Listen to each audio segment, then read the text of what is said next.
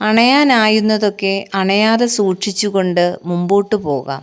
Olympic ഗെയിംസിൽ മുൻപ് ഗ്രീക്കുകാർക്ക് ഒരു മത്സര ഇനമുണ്ടായിരുന്നു. അത് ഒരു ഓട്ട മത്സരമായിരുന്നു. ഓടുന്നവരുടെ എല്ലാവരുടെയും കയ്യിൽ ഒരു പന്തമുണ്ടാവും. പന്തം കെടാതെ ഫിനിഷിംഗ് പോയിന്റിൽ എത്തുന്നയാളെ വിജയിയായി പ്രഖ്യാപിക്കും. പന്തം കെട്ടുപോയാൽ അത് കയ്യിലേന്തിയയാൾ പരാജയപ്പെടും. വേഗത സൂക്ഷിക്കുക എന്നതിലും പ്രധാനമാണ് പന്തം കെടാതെ സൂക്ഷിക്കുക എന്നത്. ആ തീനാളത്തിൽ ശ്രദ്ധ പതിപ്പിച്ച് ഒരാൾ ഓടുമ്പോൾ എത്ര പേർ മുന്നിലുണ്ട് എന്നത് ശ്രദ്ധിക്കേണ്ട കാര്യമില്ല. കാരണം മത്സരം മറ്റുള്ളവരുമായല്ല, പന്തവും ഓട്ടക്കാരനും തമ്മിലാണ്. ദീപവുമായി ഓടിയെത്തുന്നയാൾ മാത്രമാണ് വിജയിക്കുക.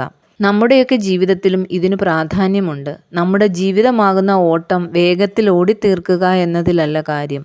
നമ്മൾ കൊണ്ടു നടക്കുന്ന ദീപശിഖ നാം അണയാതെ സൂക്ഷിക്കേണ്ടതുണ്ട്. അത് നമ്മുടെ കർമ്മങ്ങളാകാം, വിശ്വാസങ്ങളാകാം, ബന്ധങ്ങളാകാം, കടമകളാകാം, നന്മകളാകാം. ചിലർ ദീപം ശ്രദ്ധിച്ചുകൊണ്ട് പതുക്കെ ഓടുന്നവരായിരിക്കും.